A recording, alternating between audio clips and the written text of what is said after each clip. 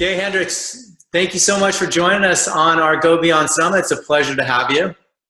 Thank you very much. I'm really happy to be here with you.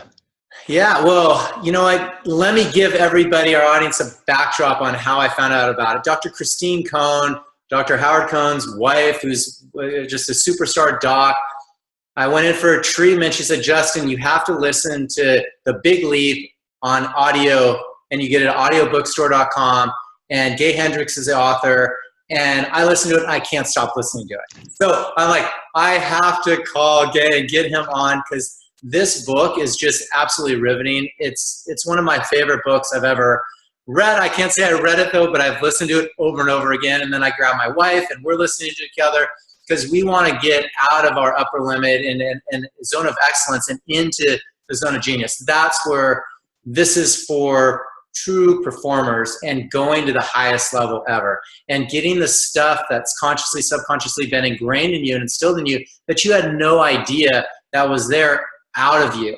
And you look at all these performers out there and some of the hot shots now, they're talking about, you know, emotional clearance and stuff. Well, this book, you know, can really just simplify that whole process and help you unravel it. So I'm going to turn it over to Gay because this is such an awesome topic.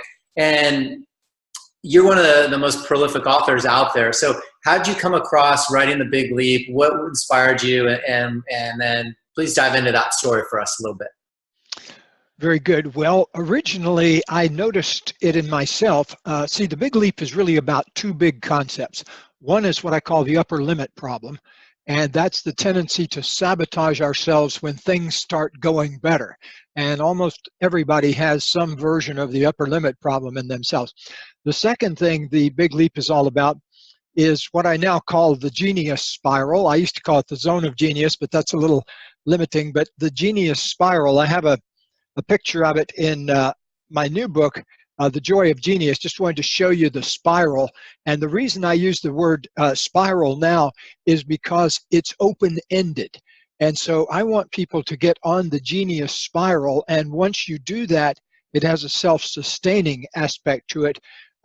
Just like if you see a good movie, you want to see more like that. Or if you eat a great meal, you want to have more like that. Well, most people that read The Big Leap, in fact, I would say one thing that people always tell me about The Big Leap is they reference the cover to it and say, I love that goldfish jumping out of the bowl. And so if you notice on the new book, the designer put the goldfish jumping, but it turns into a bird up here. So it's kind of a whole different concept. But I want to tell you about The Big Leap first, because that was the first big discovery. I began to notice way back, gosh, half a lifetime ago, that I would do well for a few days, like eating well, and then I would eat some junk food, and then I wouldn't feel good. Or at the time I wasn't married, but with my girlfriend, we'd have a few good days together, and then we'd start an argument or something would come up. And I began to think, why is that? And I realized that it's because most of us have a built-in, kind of like the governor on a car. Once you get to, you know, if your car is set at 60 miles an hour, once you get to 60, it won't let you go any further, and it'll start putting on the brakes. Well, I realized that almost all of us have an upper limit somewhere that we got in childhood that determines how much positive energy we'll let flow through us, whether it's love or money, abundance, good times. So as I say, I began to notice it in my relationships first. And at the time, I was a Ph.D. student at Stanford. I was working on my doctorate in counseling psychology back in the early 70s. And at the time, Silicon Valley was just getting rolling. And so I kept getting referred to me to work with all of these incredibly smart software engineers and high-tech executives and people like that. But I kept noticing exactly the same thing. They would get to a certain level and then they would sabotage themselves. Mm-hmm. So I traced it down to several limiting beliefs. And I also traced it down to several big limiting fears. And what happens is people start gaining momentum and having a better time, making more money, and then one of these fears will come up. And there are only a handful of them, but almost all of us suffer from one or more of them. One is what I call the fear of outdoing, where you're kind of thinking in the past, you're thinking, I better not outdo my brothers or my sisters or my classmates because something bad will happen. And so the fear of outdoing limits a lot of us. It's the idea, the limiting belief that if I really shine, it will somehow take away the shine from other people. Or if I really let myself get wealthy, it'll make other people poor. Or it's a belief that my success will limit you in some way. I found that's absolutely not true. That if you allow yourself to go ahead and expand and open up and get on the genius spiral, it actually inspires other people. It doesn't make them upset at all.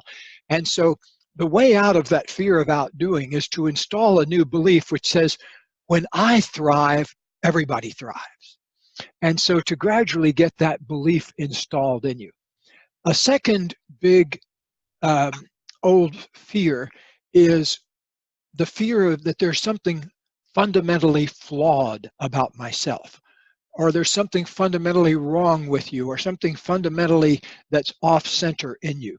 And a lot of us develop that very early in childhood, and it doesn't really go away until, and I've had people in here who won Oscars and win Grammys, and the CEOs of Fortune 50 companies have been here. And it doesn't matter how high you're flying, you're always going to keep reaching those upper limits, even if you're at the top of your profession. You know, I had a Grammy-winning singer-songwriter visit me one time the day before he was going to get his own star installed on the Hollywood Walk of Fame. And he was having a flat-out anxiety attack the next door. In fact, I had him, he came over to our place on the beach, and we were standing out on the balcony looking out over the ocean. And I was talking to him about, what is it? Let's go through this. Let's replay the moment where they actually give you the award and have you put your handprints down in the Hollywood Walk of Fame. What is it about that moment? And he said, I feel like I'm an imposter. I don't feel like I deserve what I'm getting.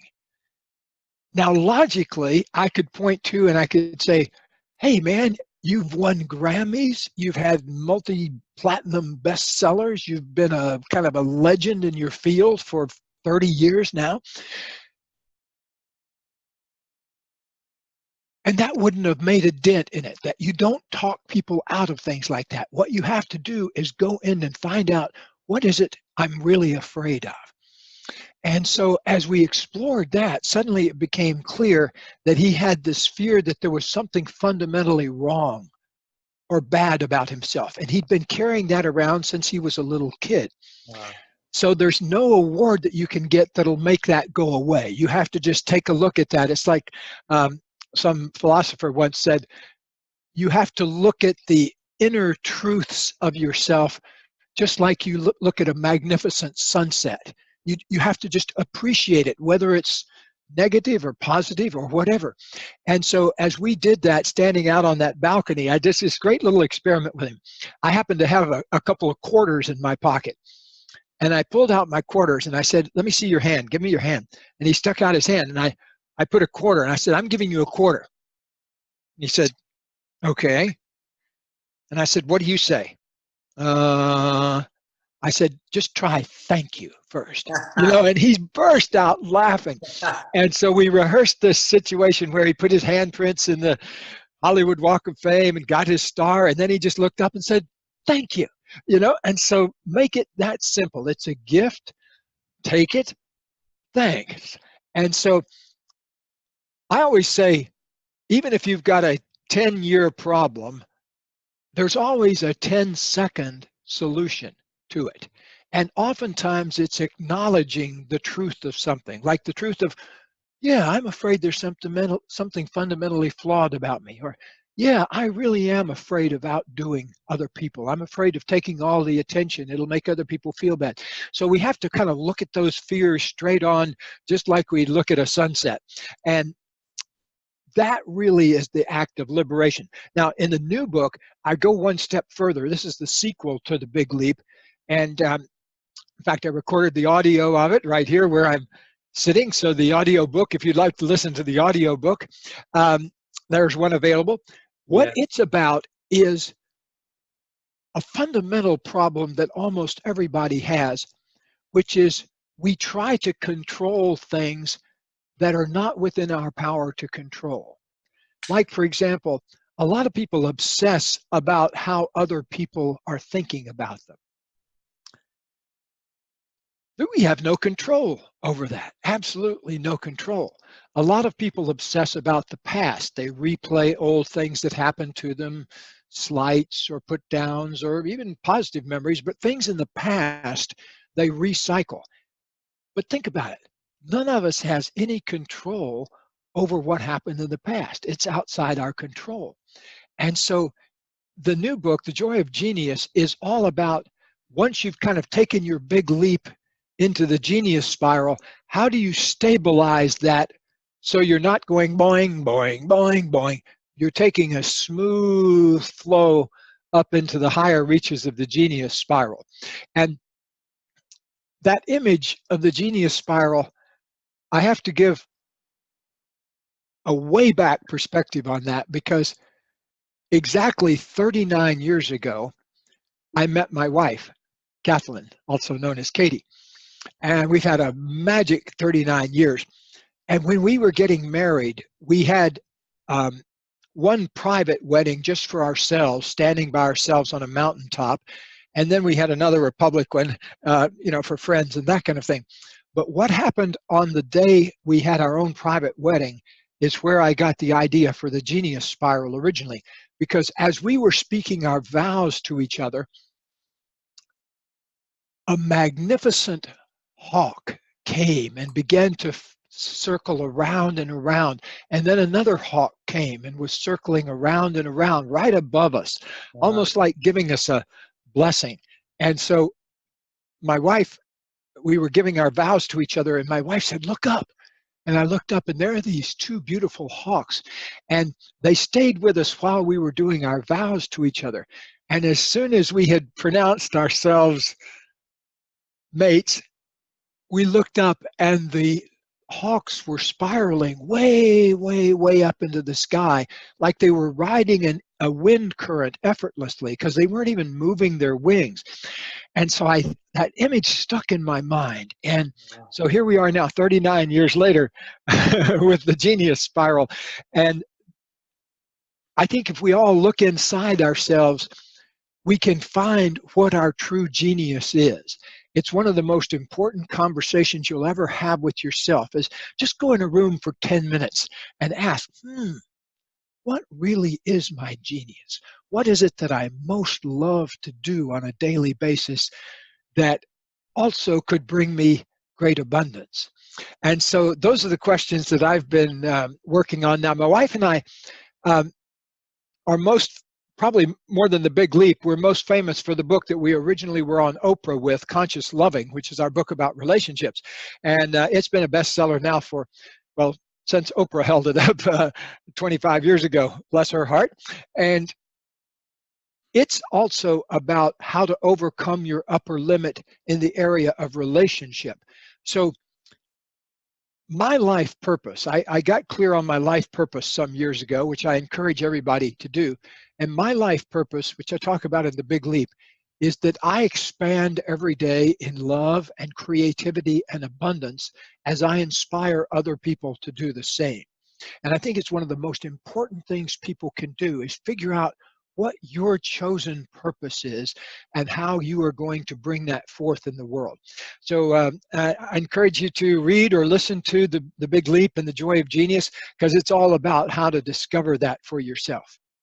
Oh, wow. I mean, so much to dive into on that. That's incredible. And I mean, I just love it. But let's go back to the limiting beliefs or fears and the fear of outdoing, and then your solution. I mean, you have a solution. So you find what the limit is. Once that conscious meets the subconscious, you recognize it, and then you go back and re-say, it's like, hey, when I thrive, everyone thrives. I mean, so you have a solution for it. I think that's just fantastic. So you can catch that inner ear, or the inner voice, I should say, chirping and then correct it. And that's an amazing solution, all day, and you just keep recorrecting it. And I love the mantras that you have as well. I mean, expanding in abundance, success, love, creativity. I mean, they're just absolutely fantastic. So you keep re-saying them. Yeah, in fact, I even recommend that you write. What I did was I put them on little stickies, and I put it on my dashboard of my car and put it on the mirror where I buzz my whiskers off, and gradually internalize a new belief. Because, for example, another one that I didn't mention is the fear that a lot of successful people feel that if I go to my biggest success, it'll just be more of a burden. Because a lot of very successful people are already up to here with meetings they've got to do and projects they've got to oversee and everything. And so when they think about becoming even more successful, they think, oh my God, it'll be a bigger burden. And yet, if you think about that in a positive way, if you say, okay, my success will make me feel lighter and freer every day. That's a new way of looking at your success rather than looking at it through the lens of my success will become a burden every day. I've probably had, I'm going to say 400, at least 300 very successful people like doctors, lawyers, business folks come through my office here for individual coaching. And one of the things I've discovered about almost everyone is that even if you're functioning at the top of your field, there's always another 10 or 15 or 20% down in there that remains to be expressed. So I think that to be a fully evolved human being, we really, like you suggest, we have to live in this every day and be willing to make gradual little recorrections, because it's not about a big whoosh of enlightenment. It's about the daily practice of expanding your upper limit every day by making choices.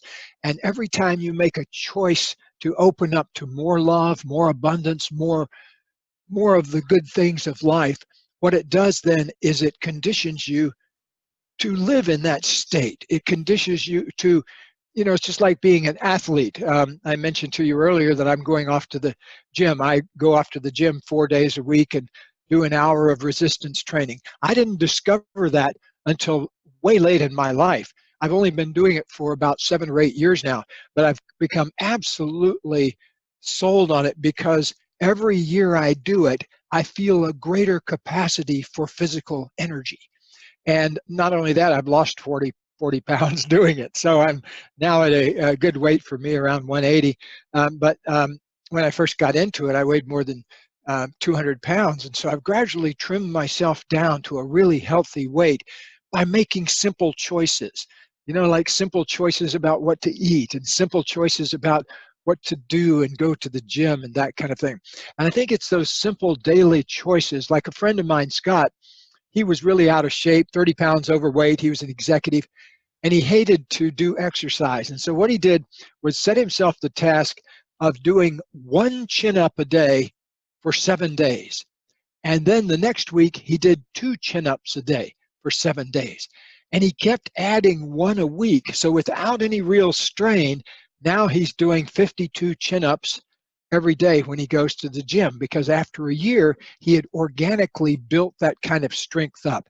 And that's what the joy of genius is all about. You may have a whoosh of enlightenment when you read it, but what you'll really get is a daily practice, a program for how to keep your energy flowing positively and also rise to higher and higher levels of success. Oh, I love it. I love it. And your inspiration from your wedding day is just phenomenal with the genius spiral. And my wife and I, we had a green flash on our wedding. Another good omen. Uh-huh. So, but that's just awesome. Well, you guys, everybody, GayHendricks has amazing, amazing books, conscious loving. Obviously started him off with Oprah years ago. And now he's written probably a dozen or more in between. How many total? Well, as of this year, I think it's number 41. Yeah. I've been busy. 41 books. Oh, my goodness. And My favorite, obviously, The Big Leap, and now I gotta get the Joy of Genius as well. So that's gonna be next on my go-to list. And this is all for human performance, you guys. This is taking your whole body and your whole brain to an entirely new realm, and meeting that conscious, meeting the subconscious, and clearing out anything that's limiting you. And like I shared with Gay, I work on people for a living and treat people out of rehabbing injuries, getting them out of an injury state. You know, that pain is a big challenge in a lot of people. And well, I can do an emotional clearing and the pain will go right away. It's that simple for me. But then when you equate it to success and love and creativity and abundance, and then have a lifestyle around it from what your book shares, it's absolutely phenomenal. So thank you so much for writing it, Gay, and joining us on our Go Beyond Summit. And you guys, look up Hendricks.com. That's your website, right? And tell us about, do you have seminars throughout the year? Yes, we have a big training every winter. In fact, we're about to have him soon. And then we have a big training every summer here in our headquarter town of Ojai, California. And we also do other smaller trainings around the country during the year. But our big winter training and our big summer training are the ones that most people come here for. You can find out all about that on Hendricks.com. And you can also find out all about our e-courses at heartsinharmony.com. That's another great place to go to get all our learn at home resources. Oh, fantastic. Well, thank you, Gay Hendricks. You are amazing. I'm Justin Franson here with Go Beyond Summit, signing off with Gay Hendricks. And you guys, let's take the big leap together, because that's what it's all about. All right. Thank you, Gay. Thank you, Justin. Take care.